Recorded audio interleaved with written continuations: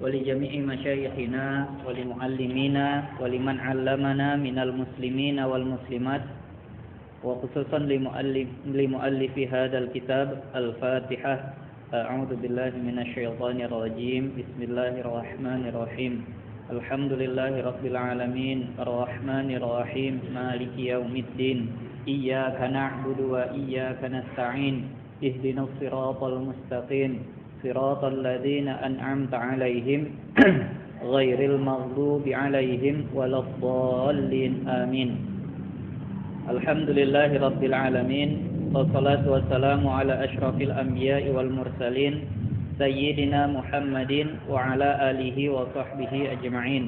قال المؤلف رحمه الله تعالى وأدام نفع به وببركة علومه في الدارين آمين. ثم قال اللهم هداية للصواب يا رب العالمين.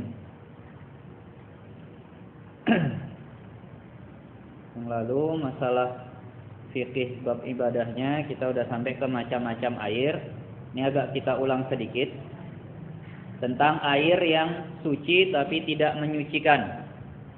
Salah satu yang termasuk ke dalam golongan air suci tapi tidak menyucikan yaitu air mustakmal. Apa itu air mustakmal? Nah, pengertian air mustakmal itu adalah air yang sudah pernah dipakai untuk bersuci yang wajib. Air yang sudah pernah dipakai untuk bersuci yang wajib. Karena memang ini diambil dalilnya dari perbuatan para sahabat dan juga Rasulullah sendiri. Di Arab yang kita ketahui itu air sedikit, tapi nggak pernah ada dalam satu riwayat hadis pun dikatakan para sahabat itu menampung air bekas wudhunya kemudian dipakai untuk wudhu lagi. Kalau seandainya itu boleh, tentulah itu dibuat oleh para sahabat. Ini menunjukkan berarti itu nggak boleh. Kenapa langsung dibuang? Kenapa nggak dipakai wudhu lagi? Karena memang ini berarti sudah nggak boleh dipakai wudhu lagi. Kalau seandainya boleh pasti dibuat sahabat. Kenapa? Air sedikit. Kenapa lah nggak ditampung kemudian dipakai wudhu lagi? Tampung pakai wudhu lagi. Nah ini menunjukkan kalau memang ini sesuatu hal yang memang nggak dibolehkan secara syariat. Kalau seandainya boleh pasti ditampung kemudian wudhu lagi. Karena kalau seandainya kita katakan mungkin seperti di Indonesia air banyak, mungkin bisalah kita katakan karena masih banyak air. Tapi kalau di Arab sana air itu sulit. Kenapa habis wudhu nggak dipakai wudhu lagi airnya? Nah ini menunjukkan berarti hal itu nggak boleh. Nah. Tuh salah satu dalil atau pengambilan para ulama tentang air mustakmal ini. Kemudian air mustakmal itu dikatakan mustakmal kalau memenuhi beberapa syarat. Yang pertama ayyakuna qalilan. Air itu bisa menjadi mustakmal kalau seandainya airnya sedikit. Apa pengertian sedikit? Di sini agak kita ulangi. Pengertian air sedikit artinya tidak sampai 2 kullah. Kalau air sudah sampai 2 kullah, maka nggak ada istilah mustakmal. Karena memang dalam satu hadis dikatakan, "Idza balagal ma'u kullatain lam yahmil khabasan." Kalau air udah sampai 2 kullah, maka nggak akan mengandung hal-hal yang merusak kesucian air tersebut. Nah, jadi kalau airnya sedikit dalam artian nggak sampai 2 kullah, berapa itu 2 kullah? 2 kullah kalau diukur dengan ukuran, kalaulah bentuk baknya atau bentuk wadahnya itu petak persegi, maka panjangnya 60 cm, lebarnya 60 cm, dalamnya 60 cm. Itu terisi penuh, itulah 2 kullah. Kalau diliterkan kurang lebih 216 liter. Kalau sudah air ini sampai seukuran 2 kullah seperti itu, maka ini kalaupun dipakai dan ditampung lagi di wadah itu, misal wadah tadi ukurannya kita katakanlah 1 meter kali 1 meter, isinya penuh.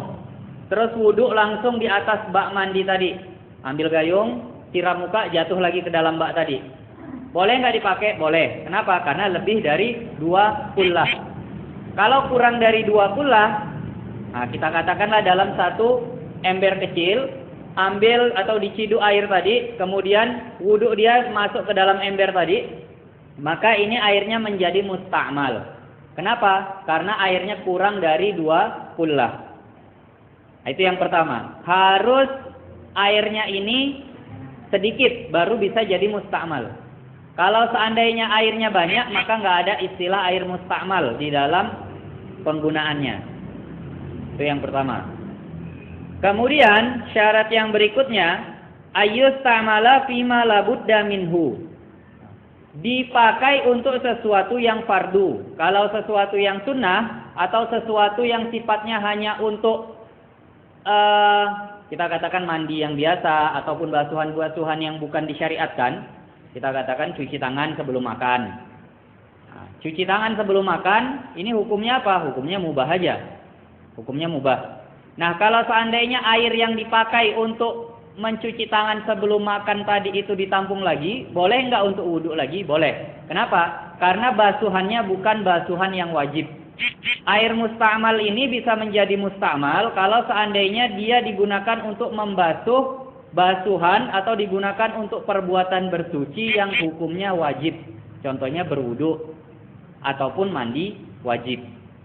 Jadi kalau orang udah berwudu, wudu ini hukumnya wajib bagi orang yang hendak sholat. Berarti ini basuhan yang wajib.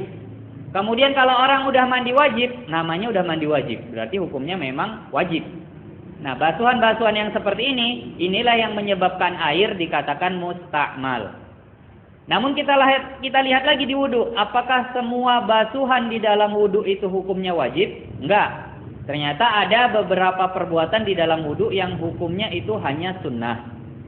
Contoh misalnya mengusap telinga atau membasahi telinga, ini hukumnya sunnah. Karena kita tahu rukun wudu itu cuma 6. Basuh pertama niat, basuh muka, kemudian kedua tangan hingga siku, kemudian mengusap sebagian kepala, kemudian kaki hingga mata kaki, yang terakhir tertib. Nah, selain itu hukumnya sunnah. Nah, jadi kalau seandainya air bekas basuhan telinga atau air bekas basah telinga tadi ditampung lagi, kemudian dipakai lagi, boleh nggak? Nah, ini boleh. Kenapa? Karena ini hukumnya bukan wajib. Karena ini hukumnya sunnah. Jadi untuk hal-hal yang sunnah, air nggak jadi mustakmal. Tapi kalau untuk yang perbuatan-perbuatan yang wajib, maka ini airnya menjadi mustakmal. Begitu juga semalam sudah dibahas tentang basuhan kedua dan ketiga dalam wudu. Yang rukun atau yang wajib dalam wudu, contoh dalam membasuh muka, berapa kali? 1 kali.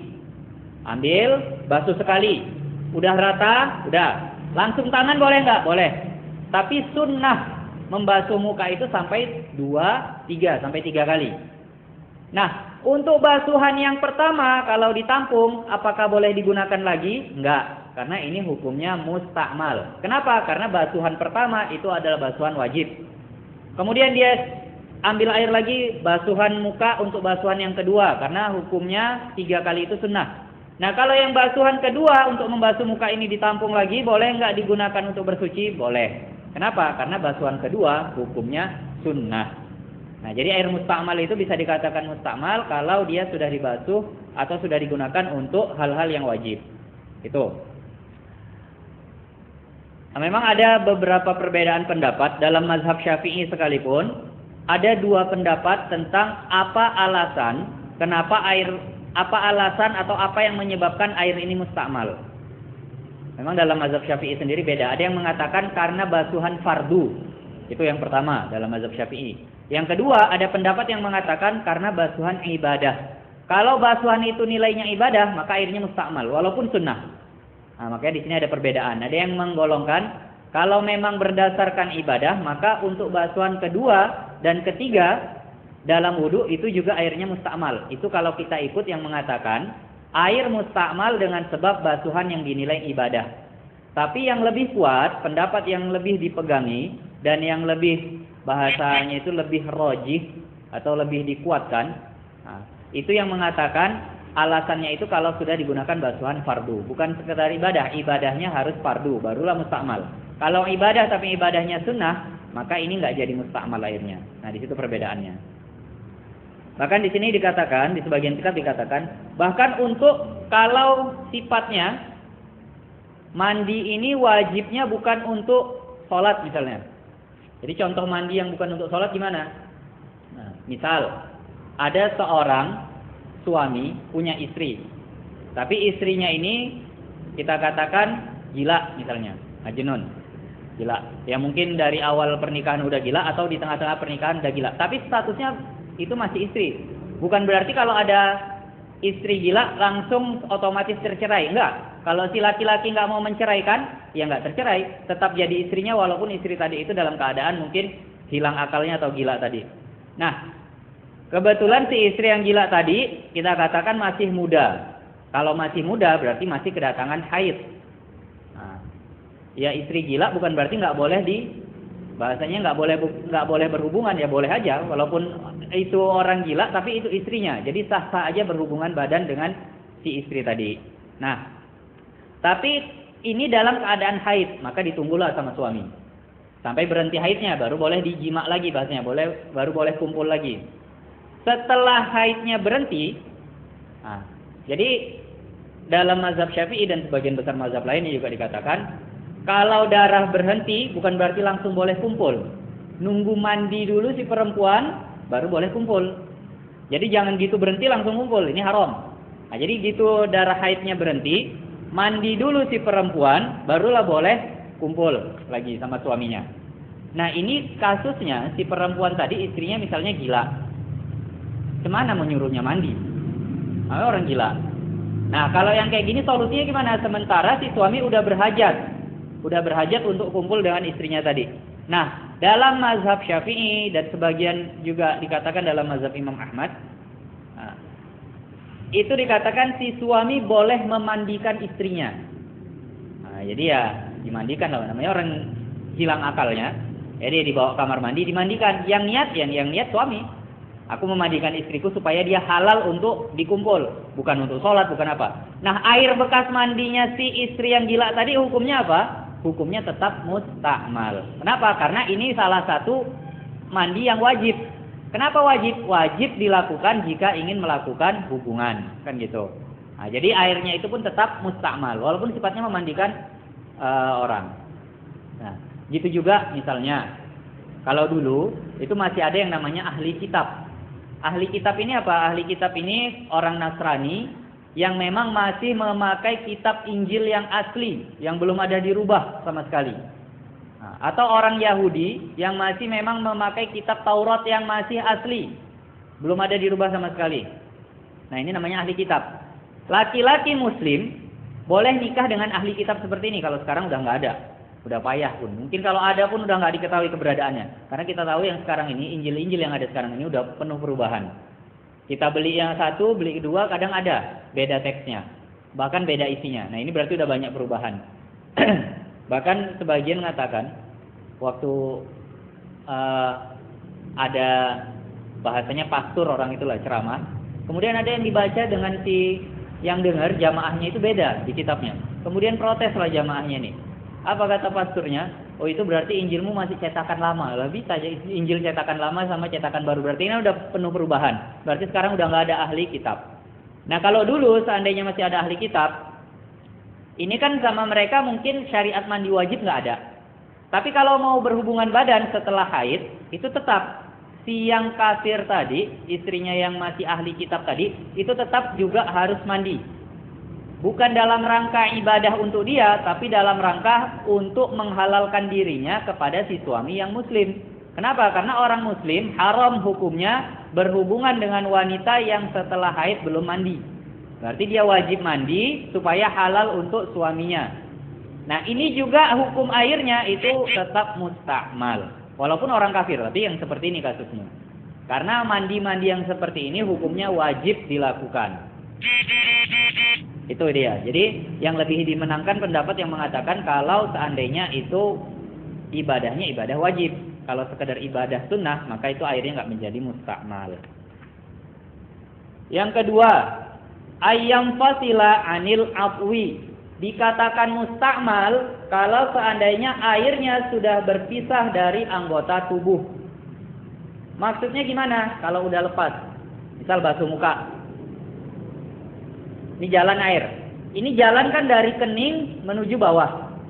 Nah, ini waktu jalan kan udah digunakan untuk basuh yang sini. Waktu sampai ke hidung apa nggak mustakmal? Tapi kan udah dibasuh untuk yang sini. Belum. Bukan mustakmal. Kenapa? Karena belum berpisah, masih jalan terus. Gitu dia udah netes, mustakmal lah itu airnya. Itu dia. Tapi yang contoh yang lebih enak kalau mandi wajib. Contoh yang enak mandi wajib. Mandi wajib airnya kalau udah berpisah dari badan itu namanya air mustakmal. Jadi kita guyur dari atas. Jalan dari kepala. Terus sampai ke ujung kaki. Ini nggak mustakmal. Gitu lepas dari kaki, barulah mustakmal. Bukan kita katakan ini udah mustakmal yang sampai di bahu. Kenapa? Karena tadi udah lewat kepala. Kan udah ngangkat hadas yang di kepala. Enggak. Karena dia masih belum berpisah. Jadi syarat mustakmal kalau udah berpisah dari badan. Nah, misal juga dalam mandi wajib. Ini ada ember. Embernya nggak nyampe 2 kulah tapi. Tapi kalau dia jongkok, kebenam semua badannya misalnya. Gitu dia masukkan kakinya, berniat dia, sengaja aku mandi wajib. Kalau dia keluar, airnya mustakmal lah itu. Tapi kalau begitu dia masukkan kakinya, sengaja aku mandi wajib. Sebelum berpisah terus dia jongkok, masuk ke dalam, sahlah mandi wajibnya. Kenapa? Karena nggak sempat berpisah dari badan. Bahkan dalam satu kitab, dalam kitab Kifayatul Akhyar dikatakan, misal dia udah berendam tadi, jongkok, terbenam semua badannya, kedatangan hadas lagi misalnya, keluar lagi, misalnya maninya. Ini kan menyebabkan hadas baru yang wajib mandi. Niat lagi, terangkat lagi dah. Selama dia belum keluar dari itu tadi. Bahkan sampai 2 kali seandainya kayak gitu. Tapi kalau dia udah masuk, keluar, datang hadas baru, ini udah jadi mustakmal. Karena udah sempat berpisah dari badan. Kalau airnya nggak nyampe 2 kulah. Tapi kalau airnya nyampe 2 kulah, masuk, keluar, masuk, selama belum berubah airnya, itu tetap boleh digunakan. Nah, jadi itu syaratnya. Kalau udah berpisah dari anggota tubuh. Namun dalam sebagian lain dikatakan, kalau berpisahnya itu sesuatu yang memang sulit dihindarkan, maka ini nggak masalah. Misal, waktu mandi wajib biasa kita bukan main berendam kayak tadi, kita main guyur. Waktu diguyur, ini dari dagu, lepas, netes misalnya ke lutut atau ke perut. Kan lepas ini kan udah lepas. Tapi lepasnya ini memang sulit lah kita jaga supaya nggak lepas. Nah itu kalau kena ke perut, ini namanya bukan mustakmal untuk perut, tetap masih mensucikan perut, walaupun seperti itu. Nah, jadi kalau seandainya yang masih sulit dihindarkan seperti itu nggak mustakmal. Ini dalam sebagian kitab dikatakan seperti itu. Itu tadi syarat yang berikutnya. Famadama mutaraddidan 'alal 'adwi fala yusamma mustakmalan. Maka selama dia masih berjalan terus di anggota, maka namanya bukan mustakmal. Jadi dari sini basuh tangan, terus sampai siku. Ini enggak mustakmal. Jangan katakan tapi udah sampai sini. Berarti untuk ini kan udah dipakai untuk atas tadi. Enggak, karena masih menyatu dalam tubuh, ini enggak mustakmal. Tapi kalau dipisah, siram pergelangan tampung, siram sini lagi tampung, siram sini lagi tampung. Ini mustakmal kalau kayak gitu karena udah sempat berpisah. Nah, itu syarat yang ketiga untuk dikatakan air itu menjadi mustakmal. Yang keempat, dia mustakmal kalau seandainya alla yanwiyal iltirab, kalau seandainya enggak berniat menciduk. Nah, ini termasuk yang jarang dibahas sebenarnya. Namun karena ini ada di kitab ini kita bahaslah untuk nambah wawasan kita. Kalau sekarang mungkin ini enggak kejadian lah sama kita. Apa itu niat menciduk? Ini contoh. Ada ember. Kalau dulu mungkin itu belum ada gayung. Jadi nyiduknya pakai tangan. Ada ember enggak sampai 2 kulah. Mau berwudu, ciduk, masukkan tangan, angkat. Mustakmal enggak. Kenapa? Karena tangan yang dimasukkan ini belum bagian dia. Kapan bagian tangan? Bagian tangan itu setelah wajah.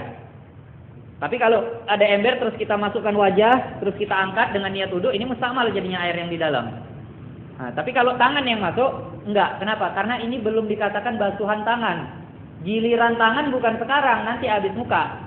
Nah, dia masukkan tangan, kemudian dia basuh muka. Nah, sekarang ini udah masuk giliran tangan kan? Karena setelah wajah itu tangan. Nah, kalau kita masukkan aja langsung ini ke dalam air yang di dalam ember tadi, yang nggak nyampe 2 kulah, kalau ini kita masukkan tanpa ada di dalam hati niatan ini untuk menciduk, seret, nah ini jadi basuhan tangan lah itu. Kenapa? Karena memang udah waktunya. Habis muka kan tangan, terus tangannya dimasukkan ke ember, diangkat, mustakmal lah airnya. Kenapa? Karena hadas yang di tangan ini terangkat. Tapi kalau diniatkan, nah makanya di sini dikatakan alla yanwiya niatal iltirab. Kalau seandainya dia niatkan untuk menciduk, ini bukan untuk membasuh tangan, ini untuk menciduk. Ciduk, terus dia alirkan ke tangan. Nah, ini nggak musta'mal. Nah, ini yang memang jarang juga dibahas di sebagian kitab. Karena memang kitab-kitab yang cenderung dibahas apalagi di madrasah ibtidaiyah itu cenderung masih bahas yang belum begitu dalam. Ini kitab kita agak tebal yang memang kita pakai, kitab At-Taqrirat As-Sadidah ini. Jadi dibahas juga tentang niatul iqtirab. Tapi di sini bukan berarti mesti diniatkan sengaja aku menciduk air ini. Enggak mesti kayak gitu dalam hati. Ya udah, ini bukan untuk basuhan, ada terbersit gitu aja dalam hati. Ini cuma untuk menciduk. Nah, itu udah sah lah itu. Enggak jadi musta'mal lah airnya. Nah, itu dia. Karena memang di sini dikatakan ada perbedaan pendapat yang mengatakan wajibnya niat menciduk tadi atau hanya sekedar bertujuan aja. Kalau niat dalam hati ada bercitan ini bukan untuk membasuh tangan tapi untuk menciduk, maka udah nggak jadi musta'mal. Tapi tadi seperti yang dikatakan, ini jarang terjadi sekarang. Kenapa? Karena sekarang ini udah pakai gayung. Nah, pakai gayung. Nah, jadi nggak ada istilah kan gayung bukan bagian wudu. Jadi ambil ini nggak masalah. Nah, tapi kalau seandainya nanti pas kebetulan pakai tangan, ya ingatlah ini. Nah, biar lebih menjaga, ini bukan untuk basuhan tangan tapi hanya untuk menciduk. Masukkan, basuh. Gitu lagi. Basuh. Nah, memang lebih afdol kalau seandainya bisa dituang, supaya nggak celup-celup. Nah, tapi kalau airnya banyak nggak masalah. Kalau airnya lebih dari 2 kulah atau lebih, celup pun nggak masalah. Kemudian itu itu air pertama yang termasuk suci tidak menyucikan. Jadi air musta'mal tadi hukumnya apa? Suci. Artinya apa? Kalau kena pakaian nggak wajib dicuci. Ini juga dalam dalilnya diambil ada 2 dalil di sini. Air musta'mal itu suci apa? Karena kebanyakan sahabat waktu berwudu airnya itu kan netes ke baju, tapi bajunya nggak dicuci. Ini buktikan kalau air itu suci. Ya udah langsung sholat aja dengan basah-basah bekas wudu tadi, itu tetap sholat aja. Berarti ini suci. Yang kedua, Rasulullah pernah mengunjungi sahabat yang bernama Jabir. Itu sahabat tadi itu lagi sakit, nggak sadarkan diri. Rasulullah berwudu, kemudian bekas air wudu yang tadi masih ada di mukanya itu dipercikkan ke Sayyidina Jabir. Kalau itu najis, nggak mungkin Rasulullah mercikkan najis ke orang yang lagi sakit tadi. Ini menunjukkan kalau itu suci. Tapi ini nggak bisa dipakai untuk bersuci. Apa dalilnya? Yang tadi, yang pertama. Nggak pernah kita tahu sahabat itu nampung air bekas wudunya, kemudian dipakai lagi untuk berwudu kedua. Padahal air di sana sedikit. Kalau seandainya boleh, pasti udah dilakukan. Kenapa langsung dibiarkan terbuang gitu aja? Ya karena memang udah nggak bisa lagi dipakai untuk bersuci tentunya. Nah, itu dia. Jadi dari situ dalilnya. Dalam mazhab Maliki memang dikatakan air musta'mal itu suci dan menyucikan. Itu mazhab Imam Maliki. Kalau mazhab Syafi'i suci tapi tidak menyucikan. Mazhab Imam Abu Hanifah airnya bernajis. Nah, jadi ada pasti dalil masing-masing tiap mazhab. Namun kita yang memang mayoritas kita di Indonesia bahkan di Asia Tenggara ini bermazhab Syafi'i, cenderung pakai mazhab Syafi'i yang memang sifatnya di tengah. Kalau mazhab Maliki tadi suci, menyucikan, boleh digunakan untuk wudhu berulang kali. Tampung wudhu lagi, tampung wudhu lagi. Itu mazhab Maliki. Kalau mazhab Imam Abu Hanifah, nggak boleh sama sekali kena pakaian pun jadi najis lah itu. Nah, ini menurut Imam Abu Hanifah. Jadi kalau mazhab Syafi'i di tengah, suci, tapi nggak bisa dipakai untuk bersuci. Nah, itu. Kemudian hukum yang termasuk air yang suci tidak menyucikan yang kedua. Yang pertama tadi air musta'mal, suci tidak menyucikan. Yang kedua yaitu al-mutaghayyar bi tahirin, yang berubah dengan sebab benda suci. Ada air, awalnya suci menyucikan. Ya air sumur kita lah kita katakan. Ataupun air sungai. Atau air mata air yang 7 semalam itu awalnya semua suci menyucikan. Dia bisa menjadi tidak menyucikan tapi tetap suci. Beda suci dengan menyucikan. Ini yang perlu dipahami. Kadang ada orang masih bingung antara beda suci dengan menyucikan. Kalau suci artinya bukan najis. Kalau kena pakaian nggak masalah. Bahkan diminum pun boleh karena suci. Nah, itu pengertian suci. Apa pengertian menyucikan? Pengertian menyucikan bisa digunakan untuk berwudu dan mandi wajib. Jadi kalau suci menyucikan, Dia suci, boleh diminum, kena pakaian nggak masalah, dan bisa digunakan untuk berwudu dan mandi wajib. Itu suci menyucikan. Kalau suci tidak menyucikan, berarti dia suci. Boleh kena pakaian, boleh boleh dikonsumsi, tapi nggak bisa dipakai wudu dan mandi wajib.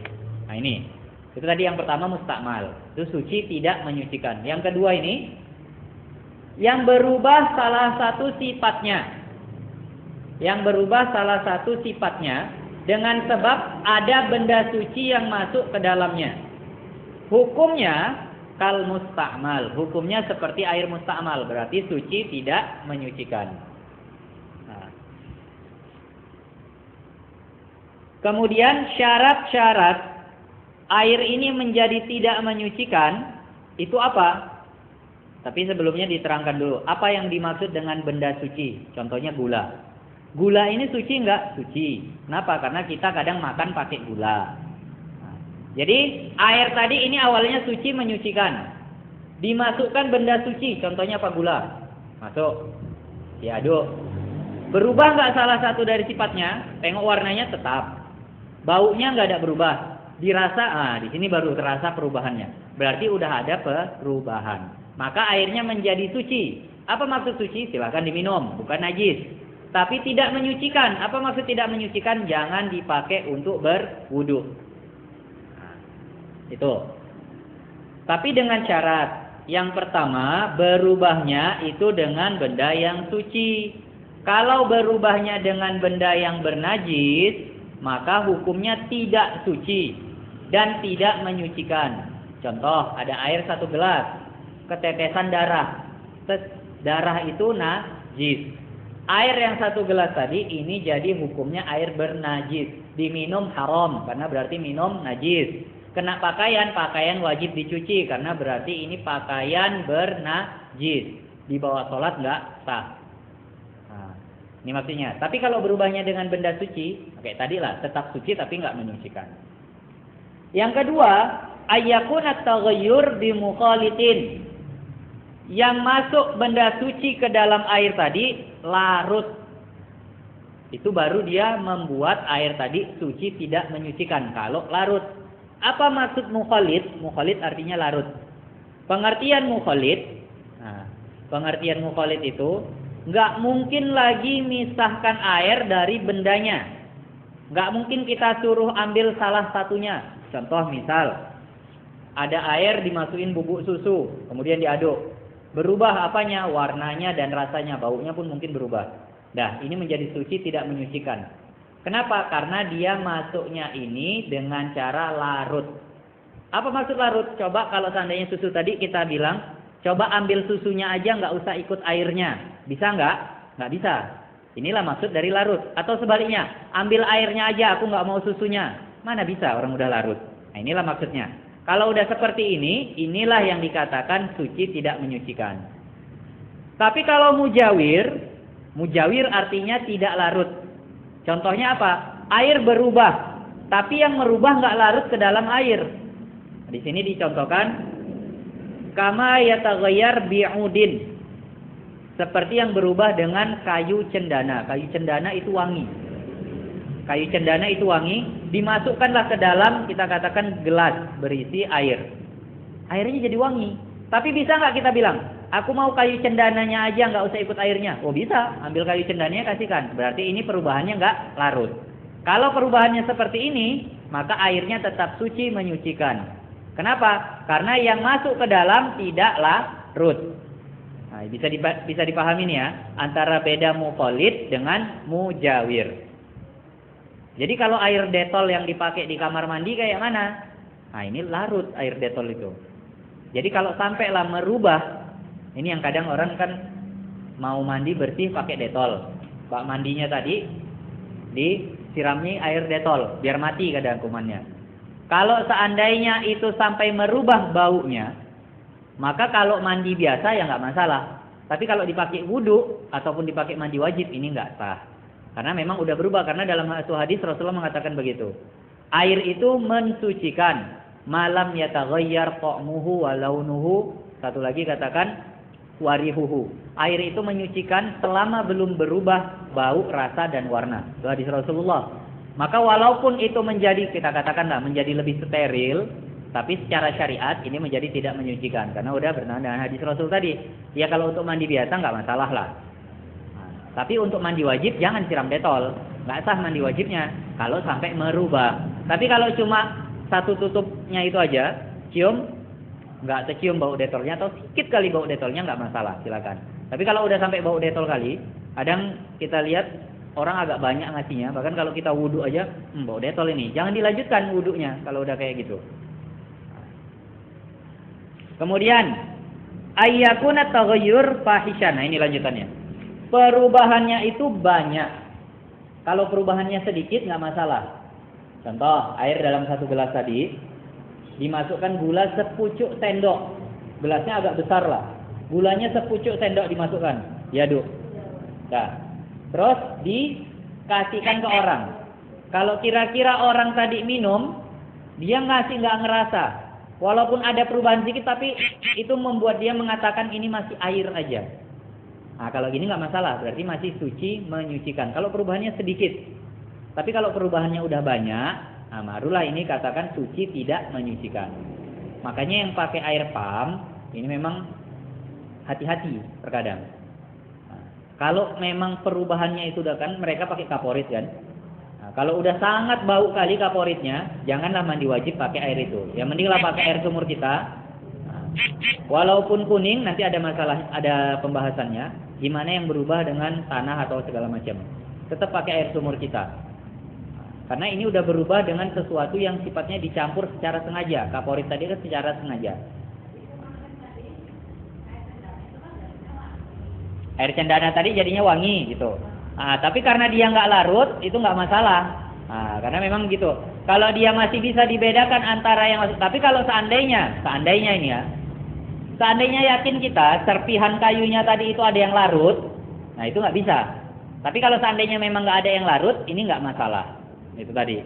Kalau seandainya serpihannya kita yakin ada yang larut, kayak yakinnya kita ada gula yang larut ke dalam air, nah itu nggak bisa.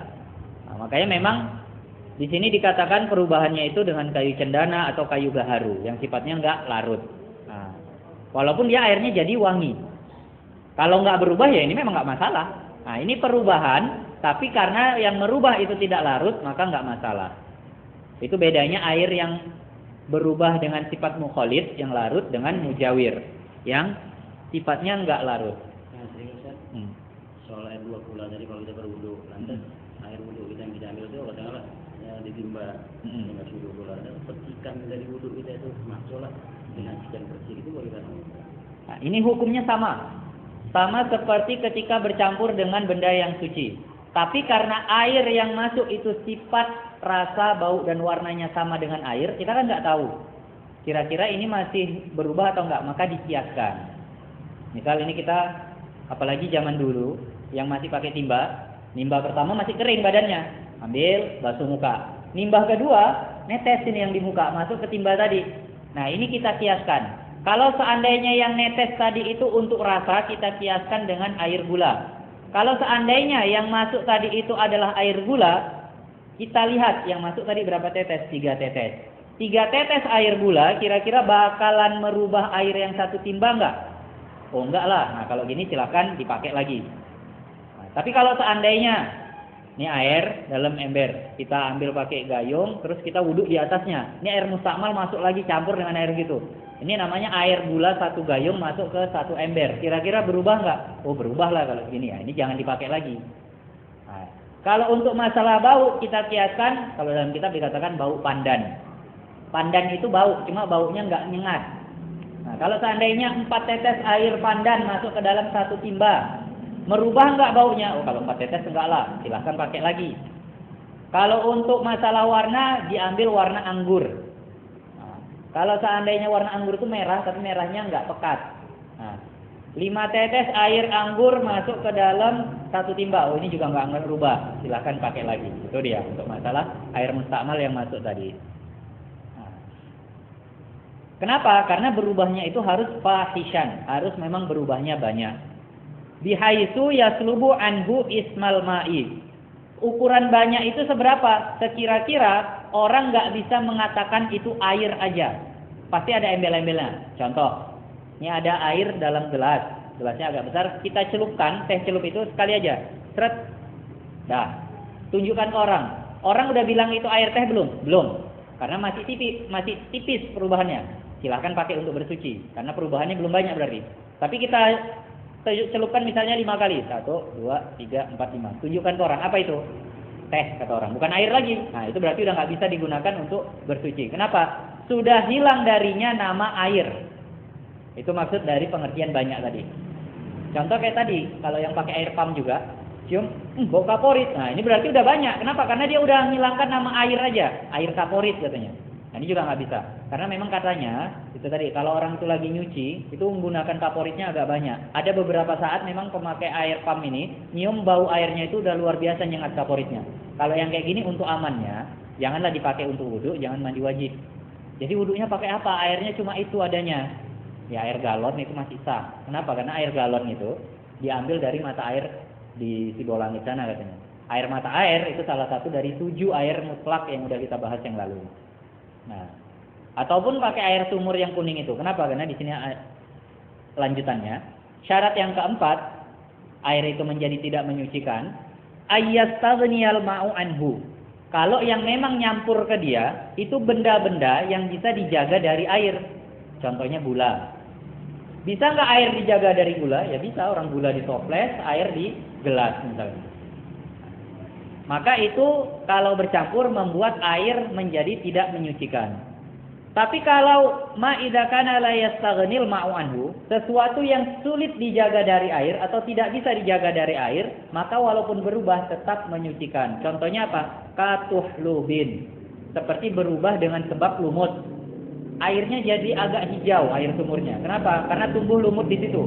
Bisa kita antisipasi lumut? Ya, gimana antisipasi lumut? Memang lumut tumbuhnya di tempat lembab. Nah, ini walaupun berubah dengan sebab seperti itu, maka tetap sah digunakan untuk berwudu. Begitu juga katinin juga berubah dengan sebab tanah.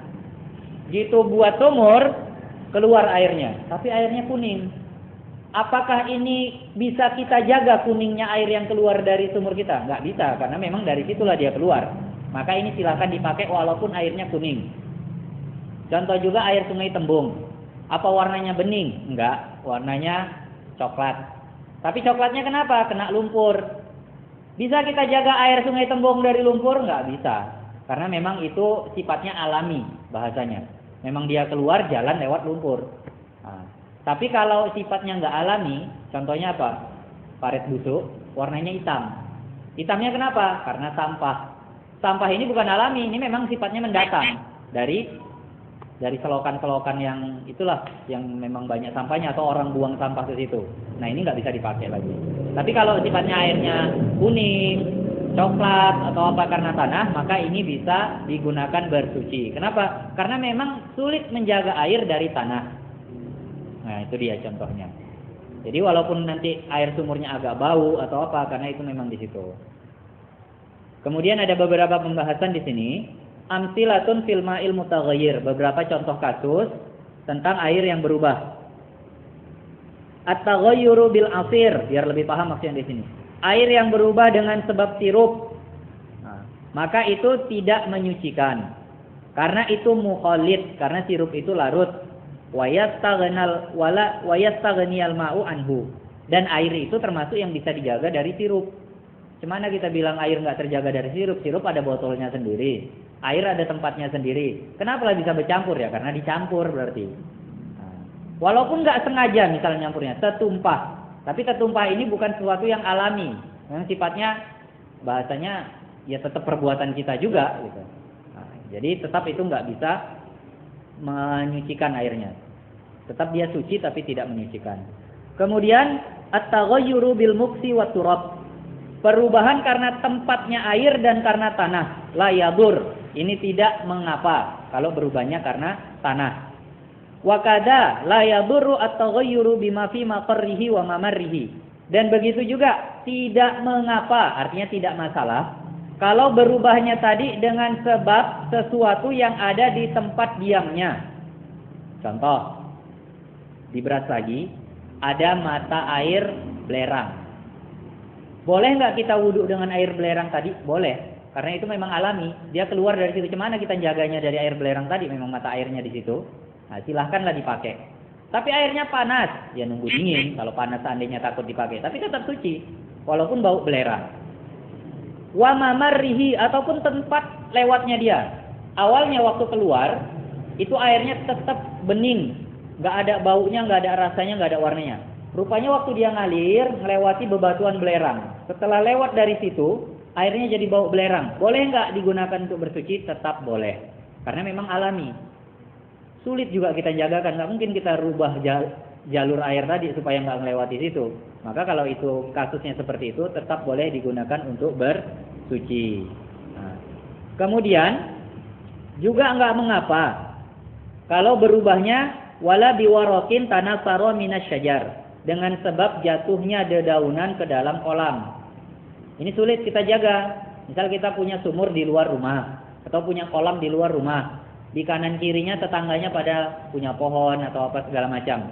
Nah, ini kena tiup angin, daunnya jatuh ke situ. Daunnya daun jati pula lah kita katakan, yang bisa buat air jadi kelat, atau daun-daunan yang lain lah, bunga-bunga yang bisa buat air ini berubah. Kalau seperti itu juga nggak masalah.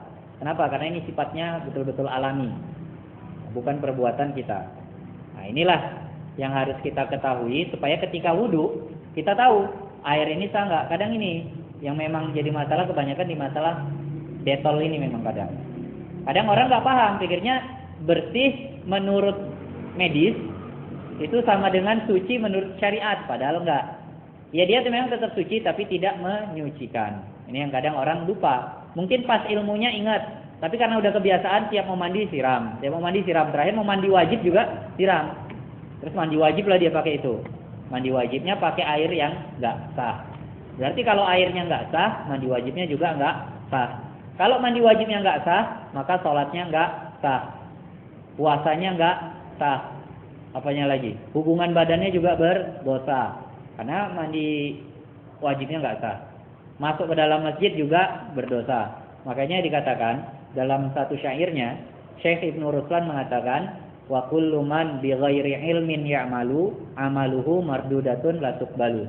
Setiap orang yang beramal tanpa ilmu, maka amalnya akan tertolak, tidak diterima.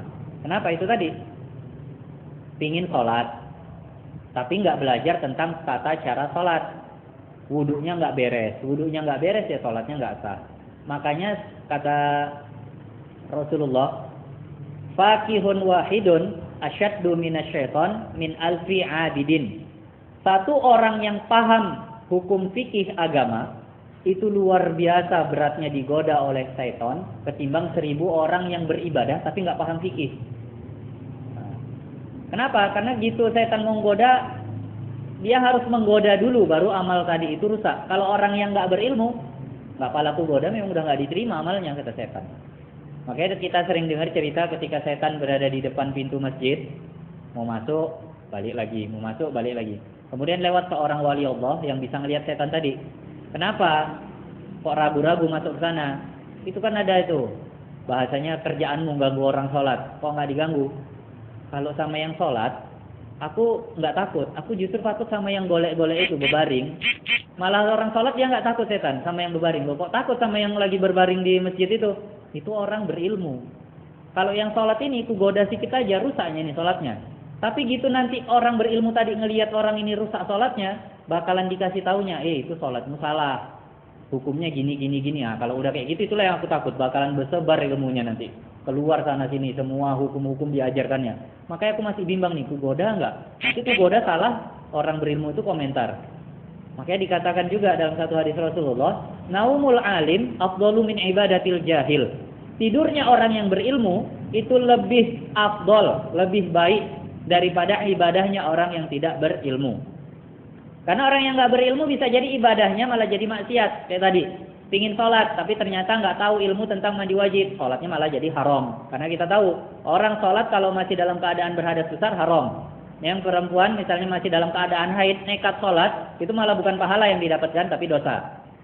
Begitu juga orang yang berhadas besar, belum terangkat hadas besarnya karena mandi wajibnya nggak sah. Kenapa mandi wajibnya nggak sah? Nggak tahu dia hukum air. Nah, terakhir sholatnya juga nggak sah, malah jadi maksiat. Tapi kalau tidurnya orang yang berilmu, ini lebih afdol dari ibadahnya orang yang nggak berilmu tadi. Contoh kenapa? Orang berilmu ketika tidur tahu sunnah-sunnah tidur. Sunnah tidur itu miring kanan, dapat pahala. Sunnah tidur baca zikir ini. Sunnah tidur melakukan ini, melakukan ini. Tidurnya berpahala. Kalau orang yang nggak berilmu, sholatnya malah berdosa. Ini luar biasanya.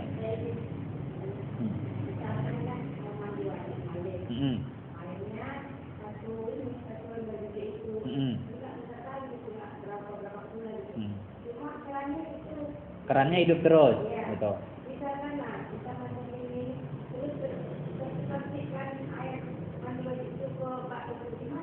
Nah, insya Allah selama kalau mandinya masih mandi nggak nyemplung di atas embernya, percikannya itu nggak sampai bisa merubah lah kalau kita ibaratkan itu air gula.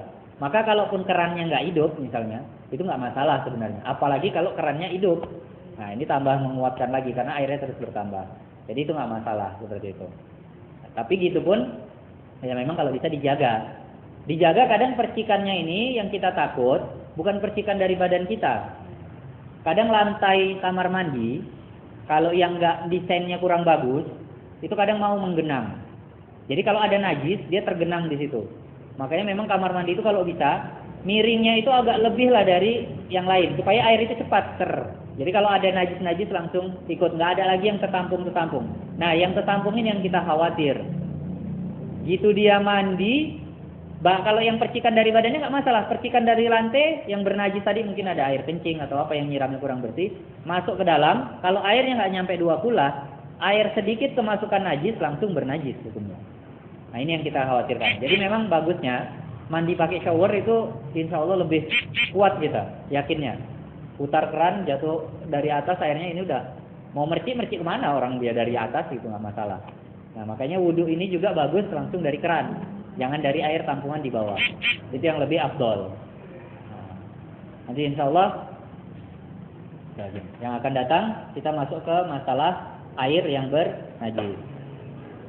Kita tutup doa.